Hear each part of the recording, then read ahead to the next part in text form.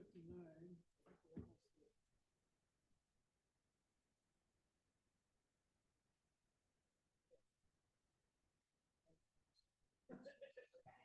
Meeting to order. We're all on the same side of it. Please join me for the pledge of allegiance.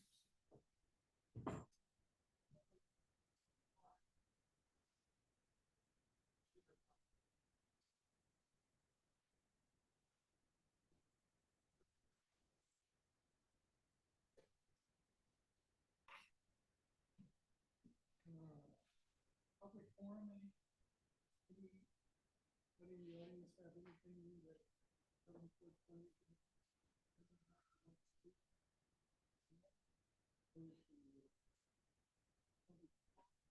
consent agenda? We have planning commission minutes of October 15th and 12-month extension on resolution. Danco and 16 Eureka Street site. Any discussion on this? Any discussion from the public? Not? Do we have a motion? To approve both? The comments I made were just saying that they are all within the city ordinances, and I made comments to approve both of them. So everything's.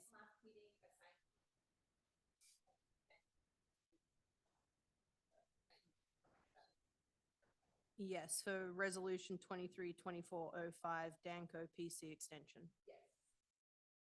Do you so move? Do you move? Yeah, I move to approve all three items. I will second. I second that motion. Okay, all in favor? Aye. Aye. Okay, the other public hearing, discussion only regarding the proposed Broad Meadow subdivision. Karen, you want to?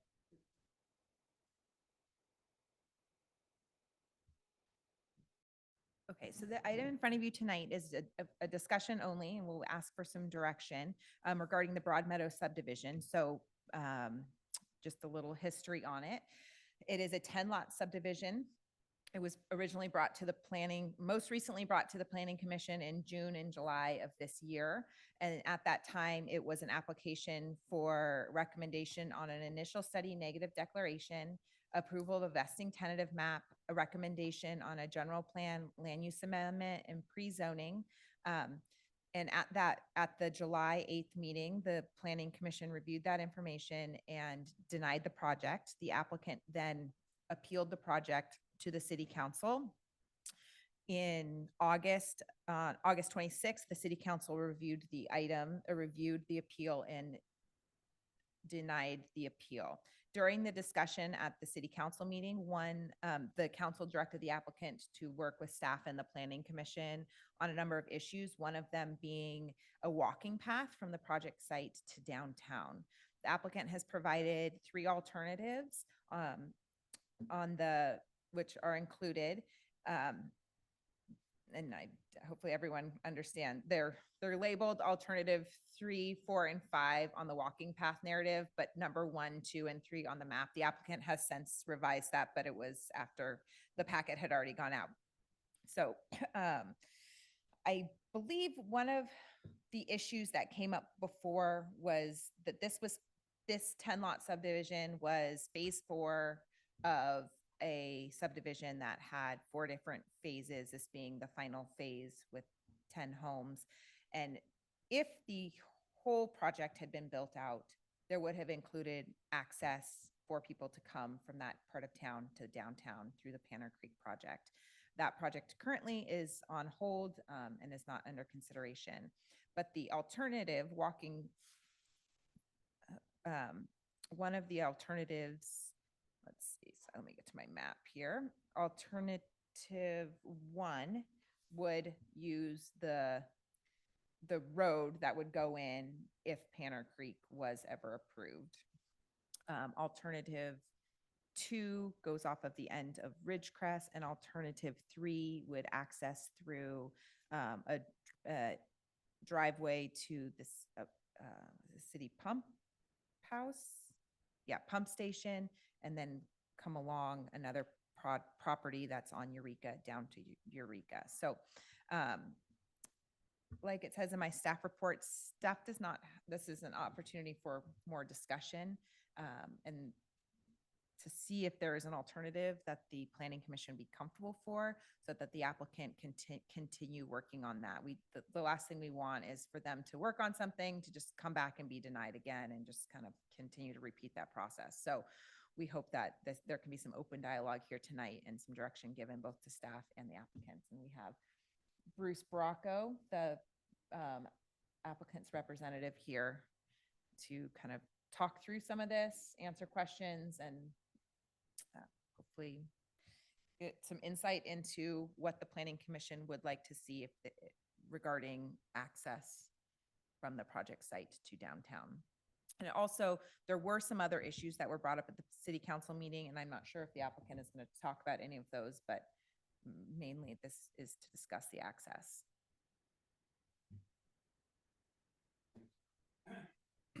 Thanks, Aaron. Bruce Baracco, 44 Eureka Street, Sutter Creek. There were some other items too. If we get through this phase with the pathways, then maybe we can touch on some of the other things. But we had pretty clear direction from the city council at the appeal hearing that they wanted the applicant and the staff to pursue alternative walking paths from the project area to downtown Sutter Creek. So we've developed 5 different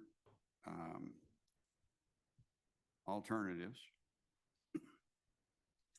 The first is the long talked about but little done about reconstruction of Gopher Flat Road.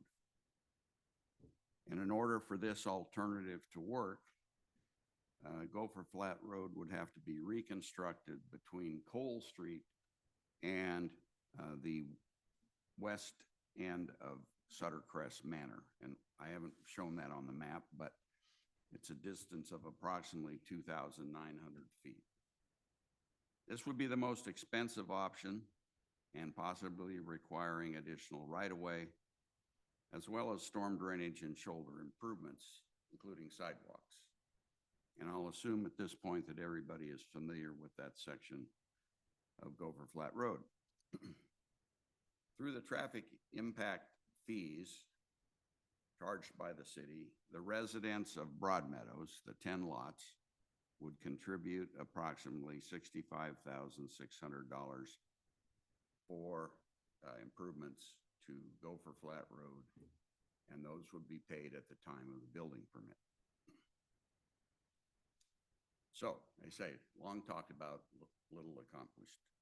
Our suggestion is that the city council direct the city engineer to prepare preliminary drawings and cost estimates for this alternative. The engineering costs would be paid for from the existing Gopher Flat Traffic Impact Fund, with the caveat that there's no money in the traffic impact fee. I talked to Mason Peters, the city's finance person, today. And if you're familiar with it, both Crestview and Golden Hills paid the standard traffic impact fee, and then an additional fee on top of that to try to help improve Gopher Flat Road. I think it started out at $1,000 per lot, and it's increased so with the inflation increase. So they managed to gather together about $110,000 in that Gopher Flat traffic mitigation fee. And then in 2015, the city undertook a road improvement project on Gopher Flat Road, primarily the intersection with Main Street and Hanford Street, through Boston Alley and up to Broad Street. That project cost $200,000. And so that put the Gopher Flat traffic mitigation program $90,000 in the hole. And over new building permits that have been issued since then, that deficit is now down to $77,000. So we're starting off, go for flat alternative with a negative $77,000. So that doesn't look very optimistic to me. But on the other side, this project has some sort of magnitude has been talked about for a long time. And so what we're suggesting here is that the city finally find a way to get a handle on this. And this is probably, it all depends on right of way and improvements are only made to one side, i.e. with the sidewalk. I mean, the costs,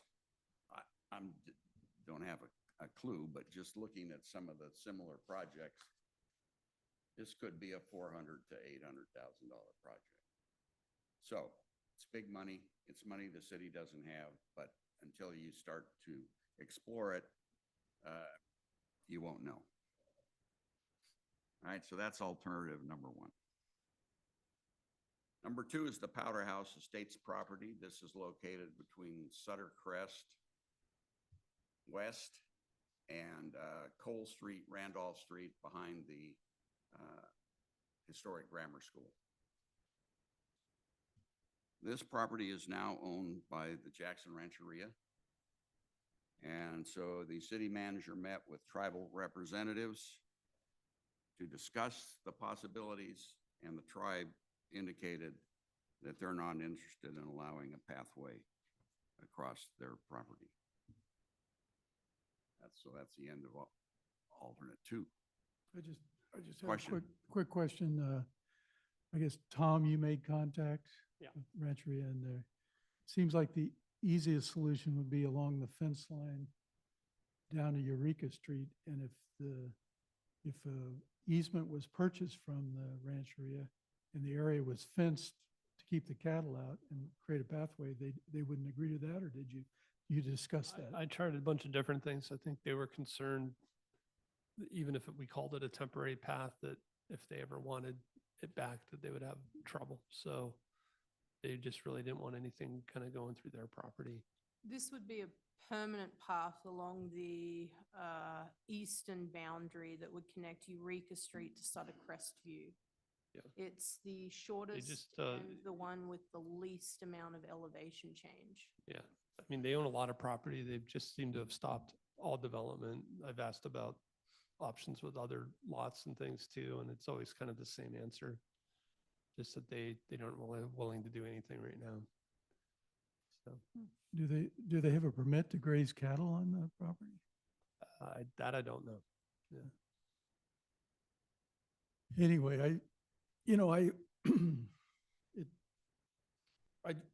that seemed like the easiest alternative, but if you're gonna have the same issue with all of these alternatives, you've got landowners that may not want you to come through their property, and there's nothing you can do about it if they don't want to do it. So the proposal is just hypothetical, and hope you can attain right away. I think Aaron's expectation is that you give us direction tonight as to one or two that you would like to see us pursue in more depth and detail. And then we can forget about the rest of them for now. Or if there are other alternatives, as you just mentioned, we can take another look at those as well. A lot of this has to do with changing grade, all right? So not every route is a gradual slope. There's some fairly steep parts to some of these alternatives. And so that's a consideration as well. I have a question. I know this was mentioned at the start that this was phase 4 of a 4-phase plan that was done in the 2000s. If this was phase 4, shouldn't this all have been planned out and done then? Do we not have? First of all, I couldn't find it. First of all, welcome to the club. Thank you. Yeah, this project goes back 20 years. The first 3 phases were made in a single application in Okay. 2002. This part 4, which is now called Broadmeadows, that application was not made until 2008, after the improvements had been started and some completed for units 1, 2, and 3. So it has a different name. It's part of the overall Golden Hills development, but it came along as a separate application after the other 3. And I also think it's important to add, and Bruce, I'm not sure if I'm gonna have this totally right with the Powder House Estates, but that area, which is the big open space right there, was also planned for development by the same developer. And so there would have that shortest, easiest route. I'm not sure if there was a path through there, if it was just roadways. Was approved then too. All of that has since expired. The Powder House project, which consisted of single-family homes and townhouses, did have 2 dedicated pathways as part of that development, keeping the west side of what's called Oak Knoll, the west side of the knoll open with development on the backside. And that one also went into receivership, and the tribe some years later then bought that. And we'll talk about, any questions, let me know, because this goes back a ways and has lots of different answers. Number 3 here is the extension of Golden Hills Drive, which is number 1 on your map. This route would extend south from the end of Golden Hills Drive, that is the south end of the current Golden Hills Drive, through the Trafalgar property, then west through the Sipes property to the east end of Eureka Street.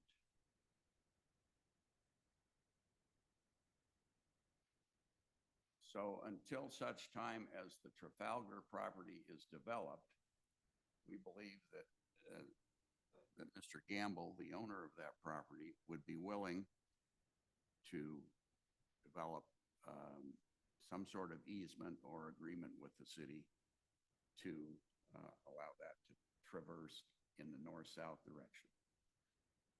At the south end of the Trafalgar property, the path would turn west and go along a bench that is just uphill from Sutter Creek itself, from the creek to the existing end of Eureka Street, which historically was called Post Road. That would cross the Brad and Annette Sipes property, and Brad and Annette Sipes are not interested in having giving any access to that property. However, the Sipes just put the property back on the market 2 weeks ago. It's for sale, 4 acres, which would generate approximately 4 single-family lots on the market for $420,000. And so the possibility is, here again, we're just talking possibilities, but that whoever purchases that property, then the city would probably have an opportunity to work with that new owner, especially if they want to file a tentative map and develop those 4 lots. Okay. Could you, I'm sorry, I just want to interject. Could you please pull up a Google Earth, not Google Earth, a Google Maps imagery? Because when you zoom in, you can actually view the lots, because I'm struggling to picture where this is. So you pull up the maps rather than the satellite. It's right at the end of Eureka Street. The Okay. road ends, and I've walked on that trail all the way. You want this view? Just the street view, not the train view.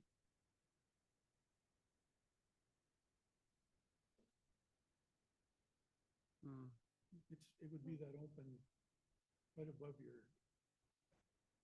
Yeah, and this one, I don't, Okay. And if you zoom in, you can see the lots. No, can on my computer. I guess it's not showing it. It's right. That's all right.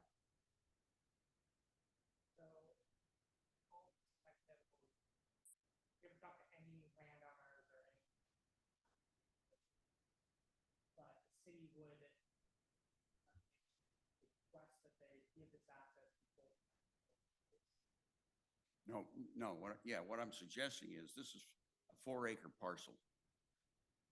So if the Sipes sell that land to a new party who wants to develop, then Eureka Street Post Road would be extended further to the east to serve those 4 lots, which should get you to the west boundary of Trafalgar property. It's a lot of hypothetical. Yes, but the simple answer is if whoever buys it wants to develop and files a tentative subdivision map with the city, then that's the city's opportunity to make sure that there's That lot's. public really s- access. That lot's really steep and it probably wouldn't be conducive to 4 lots, but it might be split. And the other issue is, you know, you want to play hypothetical. Sipes bought that for 40,000, now they want 425,000 for it. It's never going to sell for that. So I think we can kind of put this one to bed too, so. Number 4 is called Ridgecrest Court. This would extend from the southern terminus of Ridgecrest Court, and the pathway would cross property owned by Scott and Jana Harvey, traverse the hill on Trafalgar property to the east end of the Sipes property, which would then still require crossing the Sipes property. So based on your previous comments, Mr. Chairman, that probably isn't doable. The neighborhood, though, I'll just a footnote, the neighborhood on Ridgecrest Court has developed their own rudimentary path along this route that's shown on the map. I've seen the path. Number 5 is the Sutter Crest Pump Station easement. This would utilize the existing easement on a gravelled access to Sutter Crest as part of the Sutter Crest subdivision and the wastewater pump station. The entrance is located on the south side of Sutter Crest West Street between 254 and 264 Sutter Crest West. From the pumping station, the path would traverse to the southwest along the back property of 301 Eureka Street to link up with Eureka Street. Again, property owner permission would be required, but this option appears to be the most feasible route and is currently located to serve the neighborhood. That is, it's centrally located for Sutter Crest and for Golden Hills. One of the problems with utilizing option 3, extension of Golden Hills Drive is it's at the extreme east end of this area of development. And so folks living on Sutter Crest West can be very difficult for them to go all the way down to the east end and then come back down. There is a new owner at 301 Eureka Street, a doctor. I'm not sure if he's here tonight. You want to introduce yourself? Say again. My name's Dylan Eby. E-B. Ely. E-L-Y. Dylan Ely. All right. So we got fresh meat. We got a chance to meet with Dylan and see what his concerns are. He has been in conversation with Brad Sipes, the previous property owner, and we had a conversation today. So maybe we can do some follow-up on that. Bisect that property. Pardon me? This would cut that property in half by building a walking trail right to the middle of it. Not at all. Not at all. Well, the way your map shows it, it cuts that 20-acre lot in half. Well, and that's my bad, and we'd be glad to try to work with the new property owner to see what the So possibilities. what the intent would be to go around the property, around the edge or? Yeah, and the backstory here is, this is a 20-acre remnant that was left over when they figured out how to do all the cut and fill and develop the lots for Sutter Crest. And if you're familiar with Sutter Crest, there's a lot of cut and fill. There's a lot of large backyards that slope down to gullies, where only the top part of the lot is used adjacent to the street. So this was a 20-acre remnant that then was sold as a single lot with access from Eureka Street. The Sipes built their house, as it's shown there, in about the middle, about the center of that 20 acres.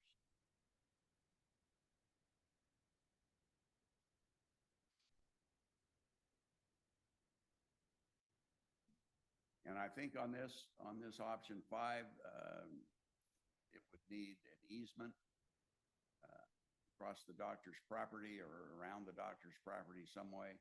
There's also a possibility of using the 2 backyards of the houses that are part of Sutter Crest.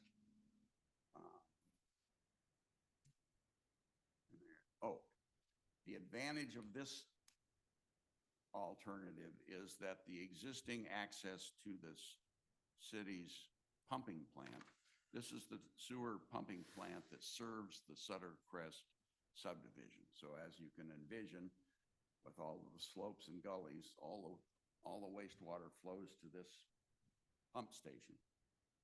That is it's a all-access road in effect. It's pretty heavily gravelled, and it's pretty straight.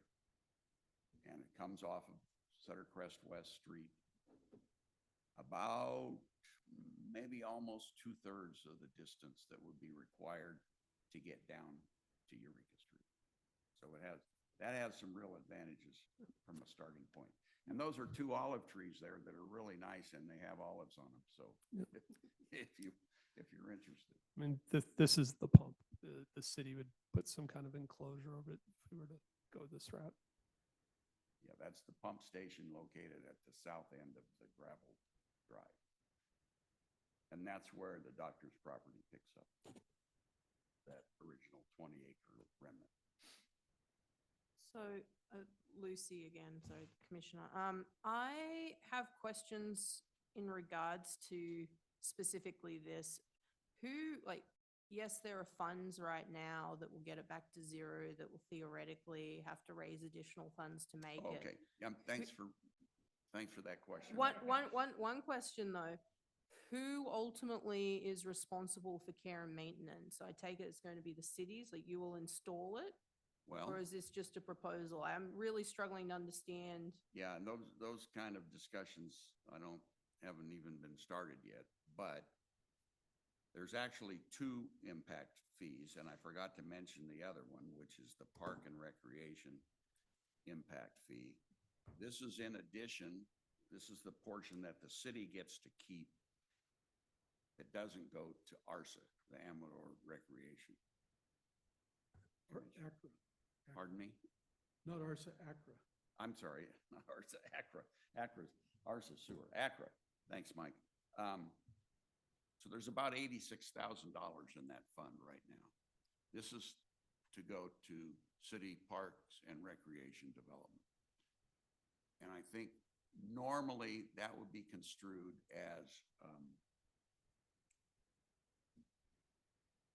actual construction type work, not programs or facility. Yeah, the impact fees go to capital Improvements. Thanks, Tom. So this, to clarify, this is 86,000 on top of the 65,000 and some change in revenue that would be developed from the sale of the subdivision of the 10 lots. Yeah, and I didn't calculate that, but the recreation fee is about $8,000 per, 8,500 or something per lot. a little bit higher now. So Yeah. this 10-lot project, Broadmeadows, would generate $85,000 in park and rec fees.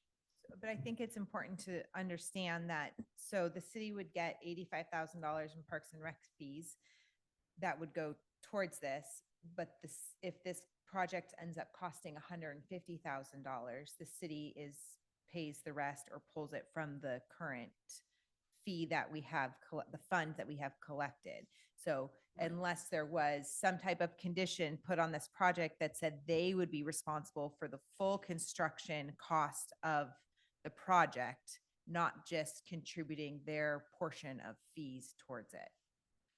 The Park and Recreation impact fee, though, is a cumulative fee. It's a non-designated fund, but the city has to, supposed to, within a 5-year period, start expending those monies. I don't know what the last Park and Rec project, probably Bryson Drive Park, Probably. I think. I mean, it includes rec centers and other museums and things, so we're working on that 5-year plan right now. The but- other part of your question, yes, depends. I would think that an easement at the very least would be necessary. If the city's required to purchase a pathway right away, then that's an additional cost. But then you need some funds to improve the pathway, where none exists now, and to maintain that parkway. So what's a ballpark number of how much a pathway like this would cost? I don't know. I mean, are we talking $200,000, $500,000? Yeah.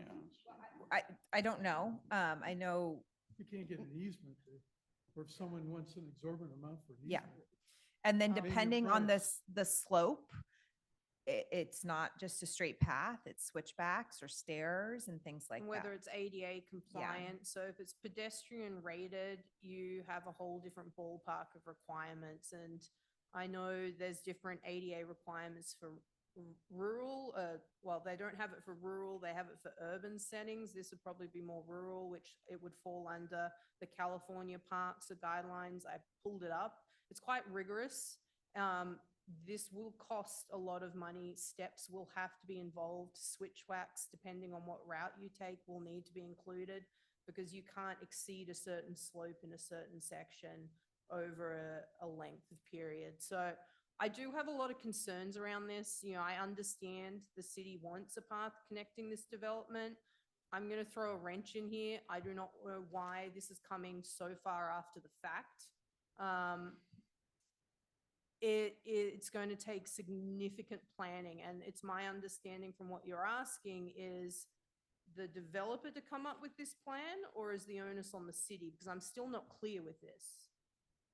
All right. Well, the direction that the city council gave was that the developer to work with the planning commission. I mean, typically, when a developer or an applicant it's their responsibility to figure out how the access goes. The other option is if a city steps in to do it, is it worth the city stepping in, forcing an easement, eminent domain? And for most projects, the city is not willing to do that. From my understanding and my background, I would not recommend it for the size of this project.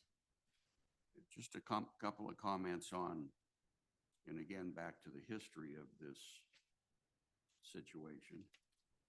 We're looking at least $100,000. Well, that's fine, starting at the absolute low, which we don't even have the funds for that right now. I don't even think you could buy the easements for it. So when you look at the development in the east portion of the city, if I find my notes here, I'd be more dangerous, but consists of Sutter Crest subdivision. I think that's 76 lots. Sutter Crest Manor, which are duplex lots. Golden Hills Estates Units 1 and 2, and currently in Broad Meadows. So among all of those, first time that this pathway issue came up for discussion was at Broad Meadows 2008. subdivision in 2017 when we started the application. Broad Meadows was originally approved in 2008. Yeah, 7, 8. Pardon? Broad Meadows was originally approved in 2007 or 8.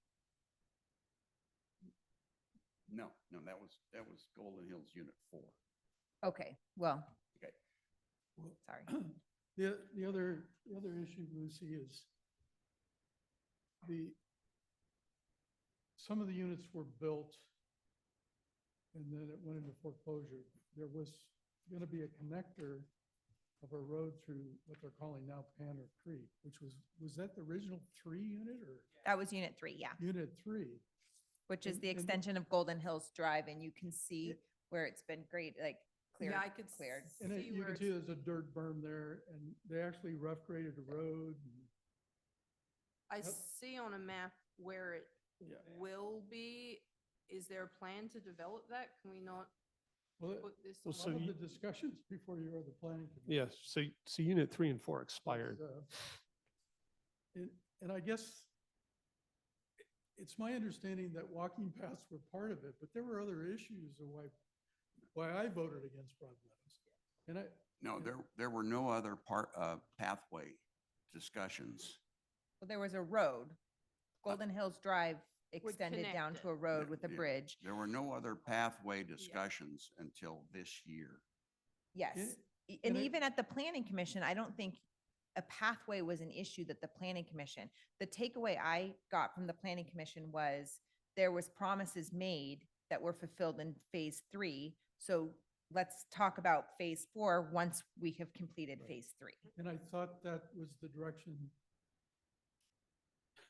That when it came to council, that's when the walking path came up, and it seems as if it was one thing that could be discussed and maybe come to an agreement that would move this project, inch it forward more. Right. So that was the council direction. And again, I don't know that you guys should necessarily focus on the cost right now. Again, if it were to move forward, there would be some kind of development agreement to cover the cost. They would have to figure out the easement. So it's not really, I think, our issue to solve. The issue is, But I why wouldn't- don't think why we can wouldn't this provide go- Why feedback. wouldn't this go right back to the city council? Why would the planning commission talk about acquiring easements and spending city money? no, we're not We talking about wanted to spending follow city the- money is my point. The city council referred it back to you guys. Right, so we to said work we this want out. this route right here. And so We'll you're make it happen. thinking it would be a development agreement, and we would say, okay, developer, you're going to put in the $250,000 path. Is that, I mean, that would be the negotiation, I guess. I guess from our point of view, it's hard for us to give guidance when everything is so theoretical. We don't have easements, we don't have any negotiations. Like, it would be great. Any of those, if anyone was willing, you could work with it, but I don't feel like we can give any feedback or direction when everything is so, So I think at one level it would You- be, okay, there were all these historic issues from 20 years ago. The council weighed in and, they focused on certain things. If this was all sorted out and it came back to you guys, is the path going to be enough for the planning commission, or are there other specific issues that you would want to see addressed? Well, I And, think- and then Bruce, I don't know if there are other issues you want to bring up at this point, but. I think in my mind, I think I've made this statement before, and it's in our general plan too. You do infill before you do additional annexation. It's in the general plan. This is not an infill. Panner Creek is an infill. Build Panner Creek. So I guess if I was gonna pick an alternative, the road in Panner Creek, then the pathway along Sutter Creek, the developer would have to require an easement through the site's property, and that would be your connector. Okay, build Panner Creek, build the road, and do the project that's already in the city limits. Is that not doable for the developer? I don't know. That makes sense. The other, You laid that out as one of the alternatives, right? yes, of course. But another part of the discussion, and this is probably a little bit philosophical, but the city, through its general plan, determines what kind of development and where it should occur. The city does not do development in and of itself. That's the responsibility of a developer or a subdivider or a No, I get project. it. All right? Right. So it's the developer, subdivider, project proponent's money that builds the project consistent with the general plan. Got it. Okay. What makes Broad Meadows a little bit different is that the improvements for those 10 lots have already been constructed. The street, the curb, the gutter, the sewer, the water, the storm drain, and the utilities are already in. And so that's why the subdivider initially thought that would be the easiest solution to get 10 lots built, help use that money to then develop what's called Panner Creek, 38 lots. And that was the original proposal when the application was submitted to the city in 2017. Do you have a project description? Because I couldn't find it. Project description, an ND determination for the There's a- work that would be done? There's a whole environmental document. It's called a mitigated negative declaration, Yeah. which discusses in detail all of the issues. So just another little backstory on that, the city and the applicant went round and round and deemed the application incomplete because the city requested an EIR or an environmental document that combined the two projects, Broad Meadows and Panner Creek, because we felt that by processing them at the same time and doing separate environmental documents, it was piecemealing. The applicant appealed that decision and the staff's decision of an incomplete application, and the planning commission denied the appeal. And so, probably 18 months ago, staff met with the applicant and said, pick one project to move forward with. And they selected Broad Meadows, and even in the Broad Meadows application, one of the conditions was that this project was complete before Planner Creek started. Their other option is to go back and do what we asked before, which was a combined environmental document and process the applications at the same time. So I'm hearing from the planning commission, or at least one, maybe two commissioners, that whether the perfect walking path exists or not right now, you still want to see this processed in order that they were originally approved, 3 and then 4. I would agree. I agree. I don't think a walking path is going to change our mind. Yeah, I just want to make sure we get some information out there. We also have Dylan here. I don't know if you want to talk or if you're just listening. And I mean, because that could give us. Yeah, because if there is, if he might say, oh yeah, well, easement, here you go. Or yeah, no, that's not what we want right now. So. We're not really interested in having. Do you mind going to the microphone? Just, Yeah.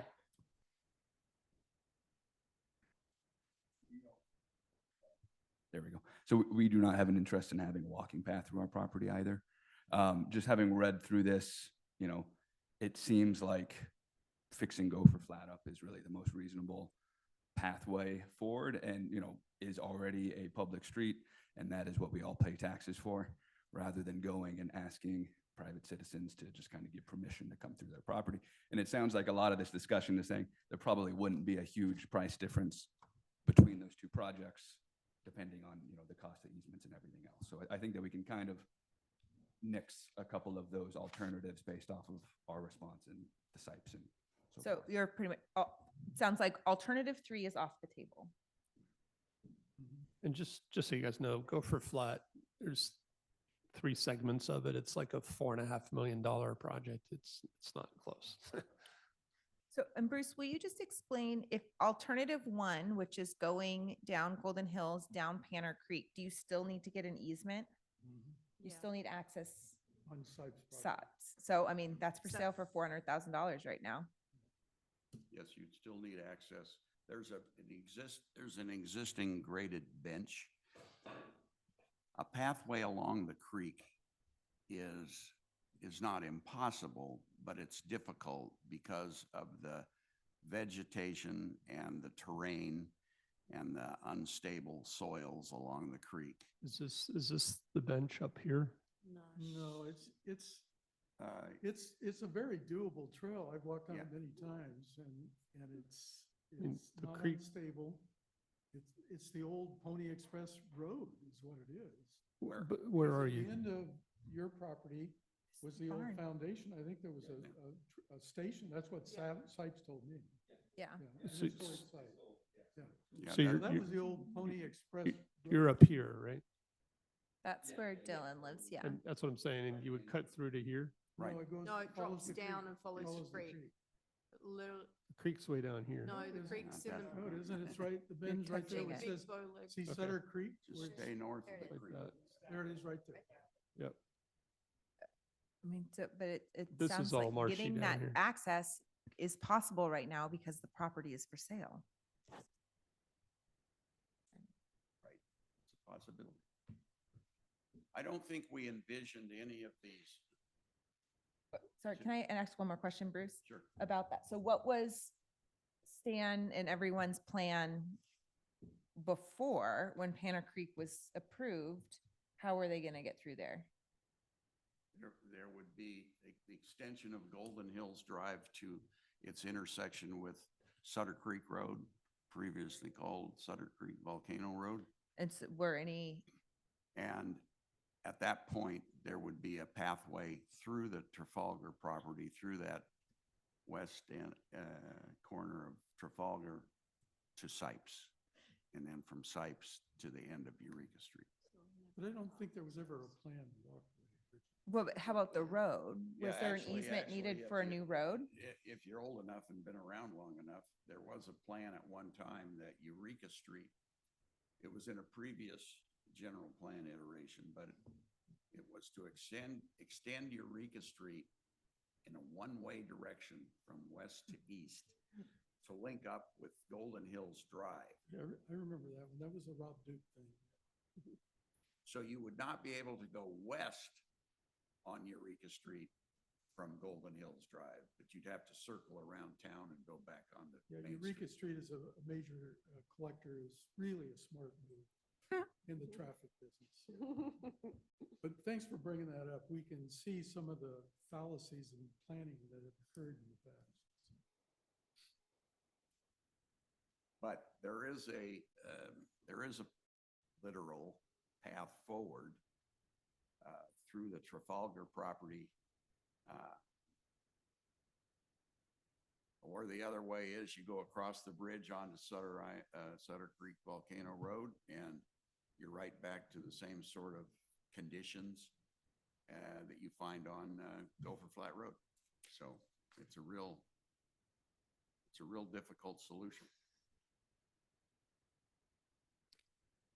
You know, I think from the city perspective, you know, the pump station road is attractive. I don't know if you guys have ever been on it. It could use some maintenance, so making that a path, I think would actually help the city's access to the pump station.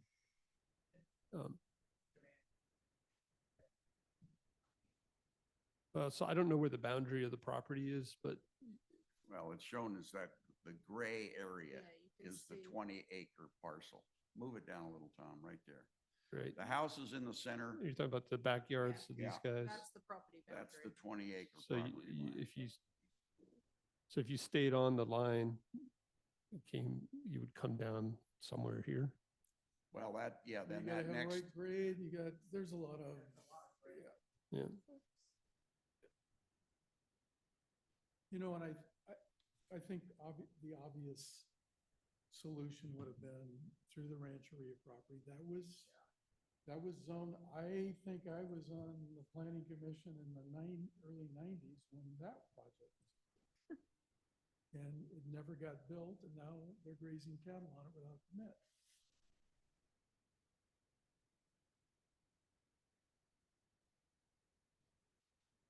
we haven't looked at that particular, the terrain, I think, is difficult from, let's say, the west end of Sutter Crest West Street, which would have then gone on to the tribal property. Here, right? But if you stay on the backyards of those folks that are on Sutter Crest, or Crestview Court, or one, I don't know, the names are all Creekview the Court? same there. That would come straight down then southerly to Eureka Street. But that drops off pretty fast right Mm-hmm. there at the end, so. That seems like the only alternative. So we That's the one I didn't, mentioned right off the. we get- took a look at that initially, but didn't think that was very feasible at all. With an easement and steps, it'd be the cheapest option. And shortest. This is not a road, right? This is a private driveway. Yes. Yes, that's the Sharks property. That's adjacent to the 20 acre. But again, we don't have anybody, you would have to use eminent domain to get any of these easements. The city's not willing to do that. I don't know how much more we can beat this horse. Anyway, anything else do we want to talk about tonight? Oh, you can't make any decisions tonight, but we certainly can, the staff can certainly report back to the city council, and I'll report back to the applicants, and we'll see what shakes out. We don't have a preferred route. I don't see how I can. I mean, we tried, we took a pretty good look at this.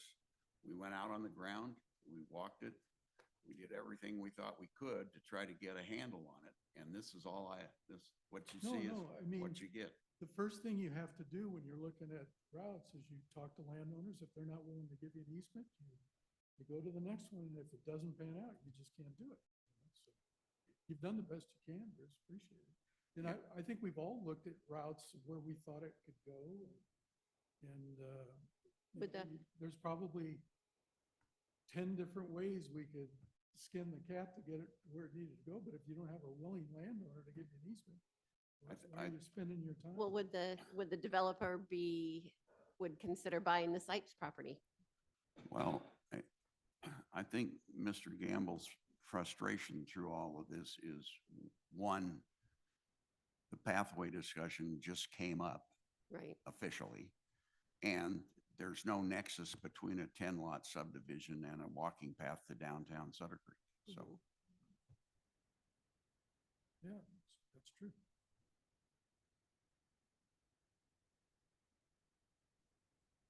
All right, Aaron, did you have anything else?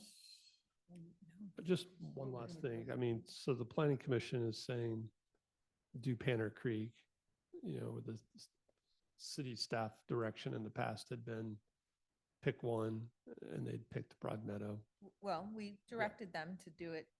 or do them together. Yes. One or the other. Yeah. But then again, that just while Bruce is here, so again, my understanding is there are different property owners of these properties, They're the Um, same developer, right? different property owners. yeah, Broad Meadows has two property owners, Mr. Mabry and Miss, And Yeah. Banner Creek is one of them. yeah, And the Banner Creek- Trafalgar, what I call now, since Right. there is no Banner map, Creek, that's the Trafalgar property. Banner So Creek is. the Trafalgar property is The owned Trafalgar's not planning. by on Mr. developing- Gamble. They're not planning on developing Banner Creek. Who's Yeah. not? Trafalgar. I haven't heard anything otherwise. Well, they got it on the market for sale. Yeah, property goes on the market all the time. Oh, okay. But if you're gonna develop something, you wouldn't put on the market to sell, would you, Bruce? Would that be a logical thing to do? Well, if it had entitlements, it'd certainly be worth a lot more, but that's a property owner's Yeah. option. Okay. All right. Thank you all for your kind attention, and I'll do a 101 with you one of these days. Mhm. All right, I'll call the meeting, I'll adjourn the meeting. Thank you all.